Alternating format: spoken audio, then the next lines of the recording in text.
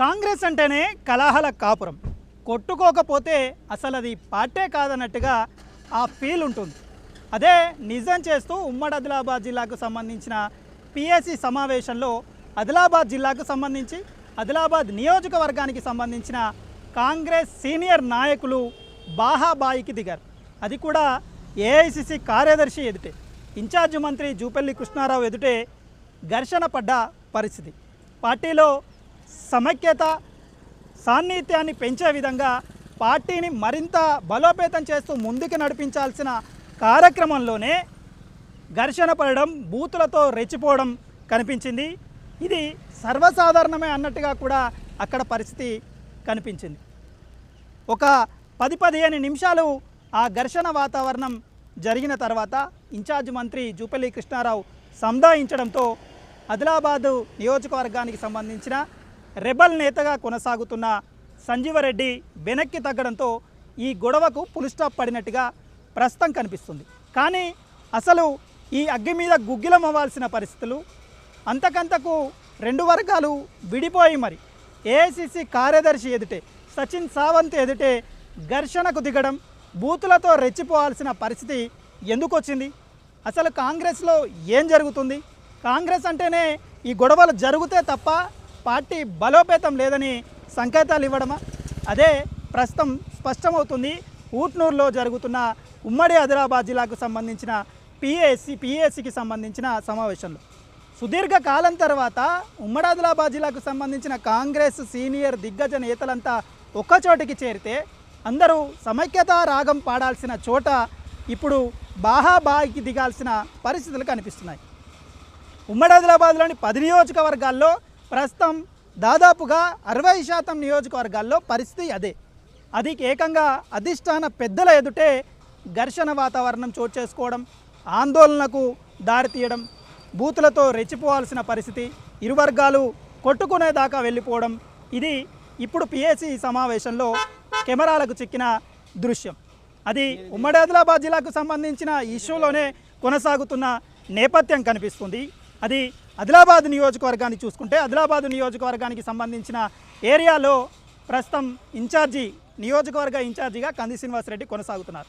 కంది శ్రీనివాసరెడ్డి వర్గానికి సంబంధించిన నేతలను లోపలికి అధిష్టానం ఆహ్వానించకపోవడం, ఏదైతే ఆహ్వానంలో డీసీసీకి సంబంధించిన వివరాల్లో గతంలో రెబల్గా పోటీ చేసి ఓడిపోయిన అసెంబ్లీ ఎన్నికల్లో కాంగ్రెస్ను కాదని కాంగ్రెస్ రెబల్ అభ్యర్థిగా పోటీ చేసిన మాజీ మంత్రి దివంగత నేత రామచంద్రారెడ్డి అల్లుడుగా కొనసాగుతున్న సంజీవరెడ్డి పోటీ చేసి ఓడిపోయిన అభ్యర్థిని కంటెస్టెడ్ ఎమ్మెల్యేగా డీసీసీకి సంబంధించిన వర్గం ఆహ్వానం పంపింది అంటూ ఒక వాదన తెర మీదకి వచ్చింది.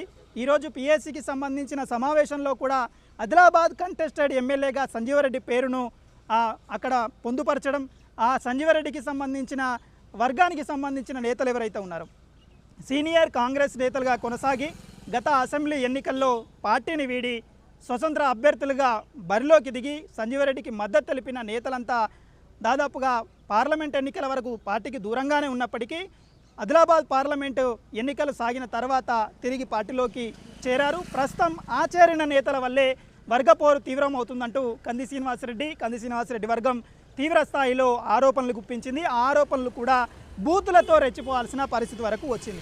ఇది ఆదిలాబాద్ నియోజకవర్గానికి మాత్రమే పరిమితం కాలేదు.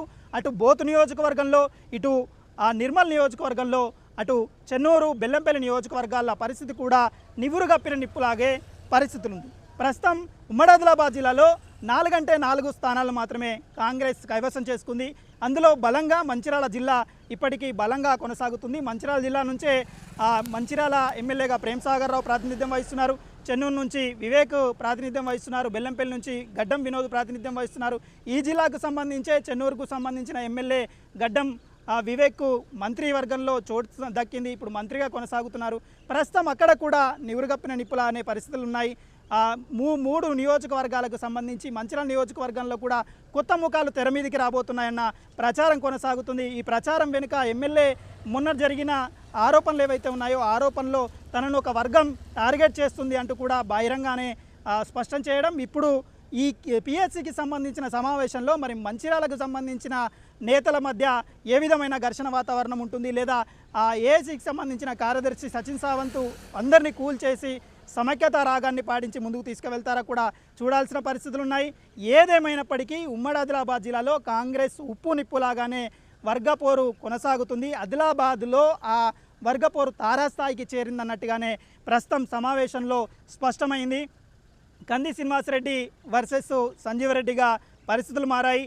రెబల్ నేతగా ఉండి మళ్ళీ తిరిగి పార్టీలోకి వచ్చిన సంజీవరెడ్డి ప్రస్తుతం చెప్తున్న సవాల్ ఒకటే, రాబోయే ఎన్నికల్లో 2029 అసెంబ్లీ ఎన్నికల్లో తప్పకుండా ఆదిలాబాద్ నియోజకవర్గం నుండి కాంగ్రెస్ నేతగానే టికెట్ సాధించుకుంటాను, పారాచూట్ నేతలకు ఇక్కడ అవకాశం లేకుండా అధిష్టానంతో తాడోపేడో తేల్చుకొని మరి టికెట్ సాధించుకొని బరిలోనుంటూ సవాల్ చేశారు. మరి ఈ సవాల్ను కంది శ్రీనివాసరెడ్డి వర్గం ఎలా స్వీకరిస్తుందో చూడాలి. ప్రస్తుతానికైతే కాస్త చల్లబడినట్టు రాజకీయ వాతావరణం కనిపిస్తున్నప్పటికీ ఉమ్మడి ఆదిలాబాద్ జిల్లాలోని 10 నియోజకవర్గాల్లో ఉప్పు నిప్పులాగానే వర్గపోరు కొనసాగుతుంది. అటు కొమరంభీం ఆసిఫాబాద్ జిల్లాకు సంబంధించిన పిఏసీ సమావేశంలో కూడా కీలక నేతలు ఒకరి మీద ఒకరు ఆరోపణలు చేసుకున్నారు. డీసీసీగా కొనసాగుతున్న ఆసిఫాబాద్ నియోజకవర్గానికి సంబంధించి, ఆసిఫాబాద్ జిల్లాకు సంబంధించి డీసీసీగా కొనసాగుతున్న ఆత్రం సుగుణ మీద మరో వర్గం, గతంలో మాజీ డీసీసీగా కొనసాగిన కొక్కిరాల విశ్వప్రసాద్కు సంబంధించిన వర్గం తీవ్ర ఆరోపణలు చేసింది. దాన్ని ఏఐసీసీ శాంతింపజేసి ఇన్ఛార్జి మంత్రి జూపల్లి కృష్ణారావు కూడా ఆ వర్గానికి సంబంధించిన నేతలంతా శాంతింపజేసి ఒక్కడి చేసి సమైక్యత రాగం పాడేలాగా ప్రస్తుతానికైతే ప్రశాంత వాతావరణాన్ని తీసుకువచ్చారు. కానీ ఆ ప్రశాంత వాతావరణం ఎన్ని రోజులు ఉంటుంది?